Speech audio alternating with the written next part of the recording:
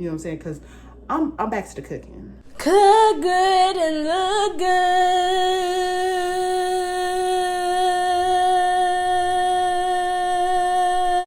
I've been living with my parents since 2018. As you can see, like, this couch is a palette. This is not because my parents was like, here you go, ugly stepchild. I just feel like it's one of them things where practice what you know is best for you. And this get my mind together better than sleeping on a bed. Sleeping on the couch is just a quick alternative, but I like my stuff hard. Pause.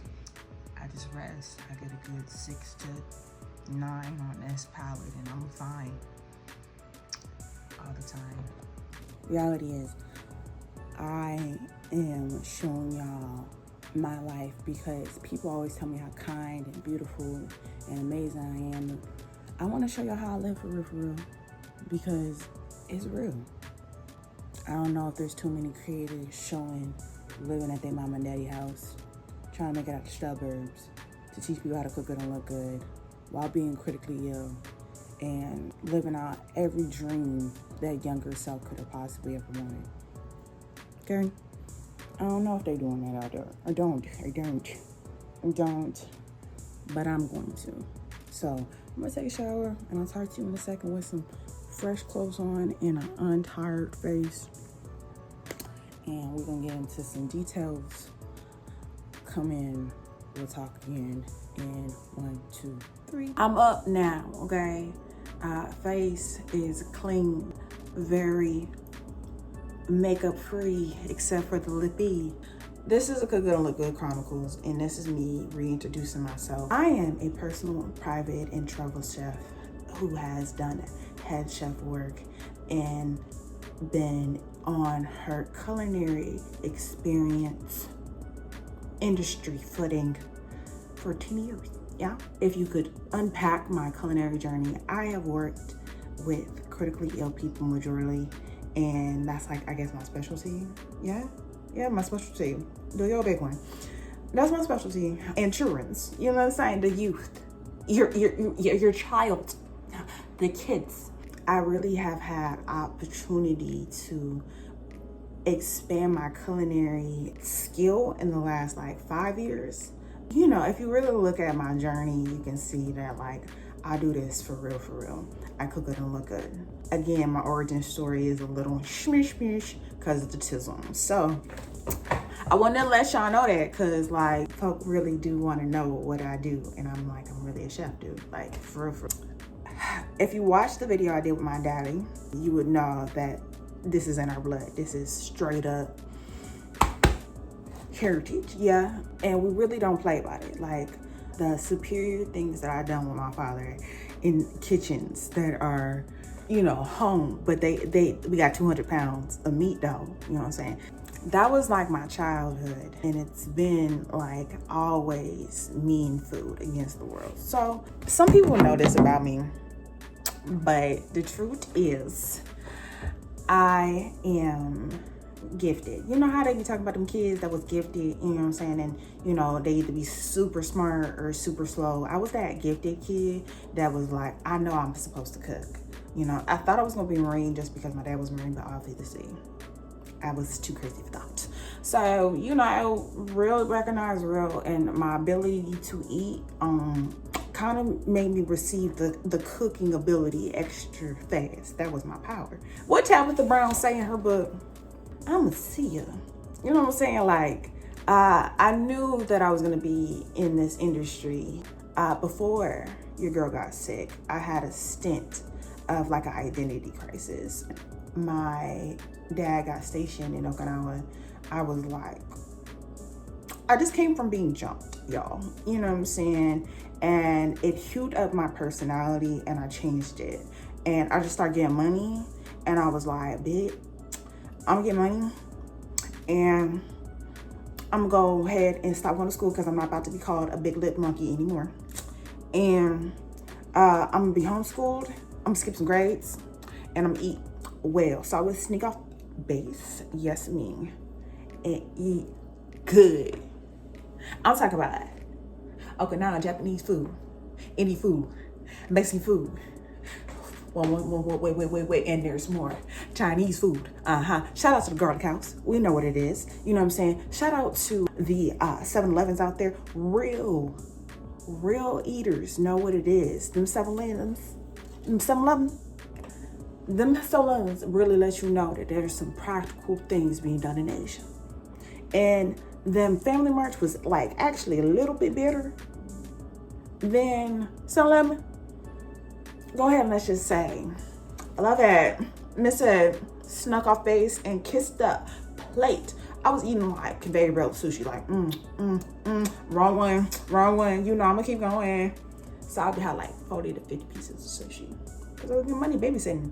Like, your girl was hustling. Getting through the bag and eating. All right, so with that being said, you know, I wanted to be clear, very crystal clear, that, you know, I pushed through my identity crisis through food. And, you know, all that was very interesting to me to speed up into my life. But, you know, I would say that when I was about like probably 7, 8, maybe 9, it was the summer of 2008. And I went to my uncle's wedding. I ate good there. Had some type of anaphylactic shock, foodborne illness, I don't know. Went to the bathroom, threw up, tongue started swelling. And I see myself in Boston getting money. But I was sick and I was like, why am I sick? But I'm getting money and I'm doing everything that I ever wanted in this Food Network. Ooh, they ain't got nothing on cue.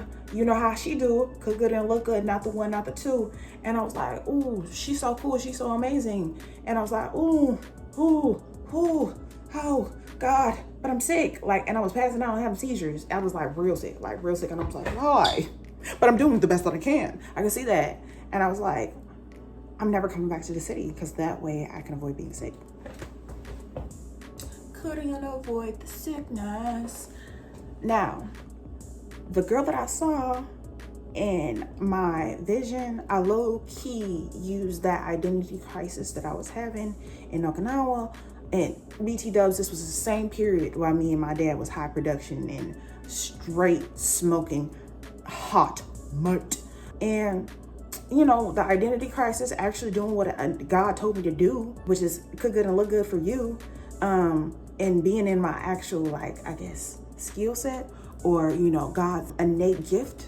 And I was like, I'm low-key becoming the girl that I saw when I was hella sick in Boston. Another personality change because I'm avoiding that. So I get sick, crack my head on a counter, much like this one. And I'm gonna be real with you. I don't like the fact that I got sick. It really do bother me. But it allowed me not to be able to suppress my true identity. And the reality check that gave me after being sick, shaking and baking all the time, was that whoever I actually am, even if I think it's the identity crisis version of myself, whatever, I actually am. And ain't no way I can stop being me. So once the identity crisis was realized, that was my actual personality that I was suppressing. And I think actually after middle school and getting jumped and actually being able to get money helped me out, because that's a part of my personality for real. Life path and that thing. I get sick, I can't suppress my identity, and I can't, you know, lie and be anybody but me. And then I'm me, and I'm sick, and I'm thick, and I'm, you know, passed on the floor in Davenport, Iowa. You know what I'm saying? And shaking and baking, if you will, in my own piss. You know what I'm saying? And my mother's right there. And I look up to her after waking up a little bit and I say, no matter what, I'm gonna be a chef and I'm gonna do my best. No matter what, I'm gonna sacrifice it all to just to do the food. And she was like, and girl, yeah. So you know what we're gonna do? Play Chopped. Food Network is one of the highest waved pretenses in my life, right? You know, when I was really young, I used to watch Iron Chef dubbed in English on Food Network. Then I met Iron Chef Morimoto in Okinawa again the same time. But identity crisis thing was going on, and me upscaling that food with my father.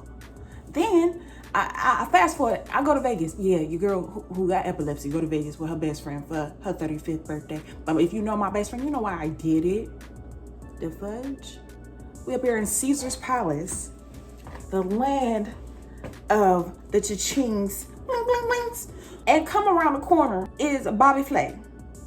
So respectfully, and I mean this, I'm gonna be on Food Network. So I am telling you guys all this because, you know, remember when I told you I was sick and I was running away from, you know, being in Boston. And I ain't gonna go into detail about like what happened, about how, you know, me and my family were separated, but we reunited and it feels so good. Again, that's why I'm at Mommy and Daddy's house, you know what I'm saying? I was sick and I was, you know, thinking to myself, I could be homeless in my mom's home state and get on the little things that people get on, government support, and bow. Got a little house in Crazy. Just lose my mind. Boom, play the role. You know what I'm saying? Or because I would risk being actually homeless because it's my mom's hometown, home state. My whole family's gonna be there. They're gonna be looking at me like, why are you homeless on purpose? And I'll be like, because I'm trying to get it. You don't understand. You don't understand. I'm gonna make it. Yeah, on my own. No help from you. What you gonna do? That's how I was acting. But none of my family would really accept that. Somebody'd be like, and you live with me now? What you mean I live with you? I live with me. Crazy cute. You know what I'm saying? That was one. Two, I can move to Boston, where my whole family was, doing real good. Getting to the money, you know what I'm saying? Eating lobster and pasta all the doggone time. And I'll be like, I don't know if I want lobster and pasta. No, I want lobster and pasta. And my dad told me, he was like, girl, you can go ahead and look out on Billboard anywhere and get a trade for free. Trade for free? He's like, yeah, for free. I was like, you stop playing with me. You just want me to come to Boston and eat some pasta and lobster, whatever. It was to the point my mom was like, he take you to the Wendy Williams show. It's in New York. And I was like, no, a doggone well, my mama don't even like Wendy Williams. So nonetheless, they was giving me incentive, but I was like, for free? No, okay, for free. You said for free? Free? Okay. All right, Daddy. All right. I'll put everything aside, eat the pasta and lobster for free, and get this trade for me. Did that. Here's how I did it. I literally went to a grocery store, looked on a billboard, saw Community Servings had a 12-week program called the Teaching Kitchen that you can get your Serve Safe Manager, which is your ability to be able to run a kitchen, boop, and then you'll be able to get some internship hours, boop, a couple hundred. I could be wrong. It could have evolved as a program. I know it has. It's actually one of the coolest things I've ever seen. That you can actually get stipends for it. It was like it just evolved. It's greater. It's better. But it was so great when I needed it. So now it's extra great. So thank you. XOXO, hashtag Allison, hashtag Robbie. You know what I'm saying? Not getting snappy. Giving you the truth. Giving you the code. I'll leave all the information right here. Go ahead and just go and get a tray for free like my daddy said. Anyway, so I called a number on the phone. And I said, is there any availability in this class? They was like, yeah, but you gonna have to come tomorrow. And I was like, tomorrow, where is it? I'm thinking it's all the way nowhere man's land. Do you know that it was a bus and a train away? Boop. Then I messed around and get there. Even though I didn't know nothing about how to get there, my parents drove me a couple times to make me feel like supported. And then I learned that the bus and the train was like, boop, boop, boop. God is good. Boom. And then my father said, I told you so in the best way without telling you I told you so, because I got in the program, went through the whole program, went to fine dining, was there for a couple weeks, got sick, knew I wasn't gonna able to make it, real recognized, real, I'm not gonna hold you, great head chefs, go to SRV, they knew that I was not about to trip on the line, I'm destined to be able to cook, I knew how to cook, but truth be told, I'm sick, no.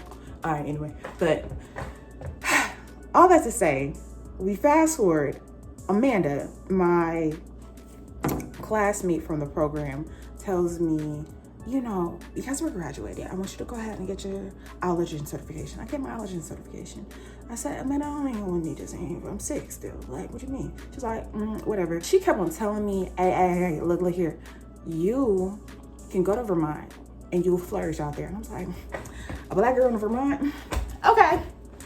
No, I love you, but no, that looks like I can get chopped up out there. Yo, one time they need some help out there, and she called me, and then I talked to the director. Y'all know who the directors be. And then I talked to Chef Panda, and they told me, hey, yo, come here right quick. Bring that butt here, boy. And I did that. And ever since then, I've been sticking it in. You know what I'm saying? So fast forward, I become head chef out there seasonally. Travel chef. You know what it is. All right, so chef is who I be. But Mimi motivated Mimi who be motivated, she hit me and she's like, hey, because she's, you know, alumni. Well, boop. And she's like, girl, if you don't do 12 pieces of training content for a year worth of content, stop playing. Don't play with it. Come on, baby, don't play with it. I was like, oh, for real? She's like, yo, I'm not joking. And I was like, I love that you're for serious. I love a good serious moment. She gave me so many gems. Go ahead and follow her. I'm gonna pop her social media is all right in here because I really mess with your girl. All this is to tell you, I cook good and look good for real. And the only reason why I do this type of content of the look good spectrum is that I just knew I had personality and I knew I had a face. And I was like, ooh, But I realized personality plus the face, and I can cook. Ooh, cook good and look good. Talk to my bestie. And my bestie was like, yeah, so you should make content in your YouTube channel. I was like, oh yeah, you're right. I've been scouted to model and I never listened to nobody. So I know the face and the personality can give it. And shout out to the following, shout out to the subscribers, shout out to actually being a part of that community that cook good and look good. We had over like 1,000 plus on every platform. I really love you guys because you really could have been like, and boop, the girl's out of control. The girl's out of control. What's she doing over there? The most. I'm Marie, director, producer, and editor for Mary Jane and Munchies. Go ahead and look over there. Yeah.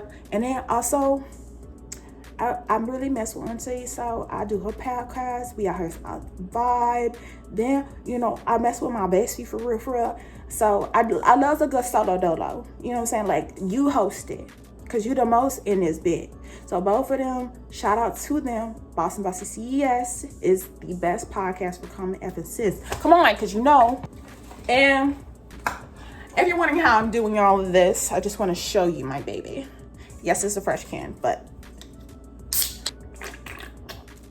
clean cause is the best cause. Okay, today we are drinking mint and honey. This is the non-carbonated version of Clean Cause, so get you one. My coupon code is right here. I'm gonna try to put it in the QR right here. Yep. And then also, you know you want some because I make it look good. Here, you're not worried about gems. That's why you should get your own. And yes, I used to be down bad on the floor, sleep, passed out. You know why? Because I be sick. And you know why? I had fatigue. And you know what happened? I found Clean Cause right when I was trying to get to the money. So don't look at me funny. Get energetic in this thing. It's your girl, Kumi John. This is the Cook Good and Look Good Chronicles that you've been waiting for real. And don't worry about everything else that I've been going through because I've been going through and I done did it. Okay? Focus on the food. Get back to the Cook Good and Look Good over there. Let's eat. Yeah.